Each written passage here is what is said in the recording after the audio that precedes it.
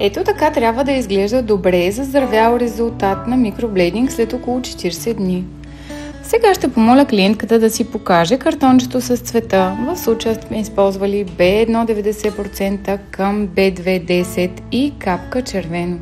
Използвала съм капка червено, защото нашата клиентка е с лунички и ще изстои по-мек нюанса.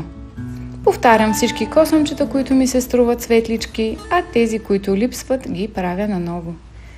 С потупващи движения вкарвам пигмента във всяка една дупчица, за да стане по-тъмен всеки един косъм. Капвам си опойка на ментова основа. Последно време не използвам ледокаинова опойка, защото доста клиенти дават алергия към нея. И повтарям всички по-светли косъмчета. С любимата ми пяна на Фи буквално изпирам веждите, подчиствам ги добре и съм готова с пинцета да си оформя красивия микроблейдинг и веждата на клиента. Капвам няколко капки адреналин, за да затворя кръвоносните съдове и вуаля, нашата вежда е готова. Сега резултата ще бъде задържан около година и половина.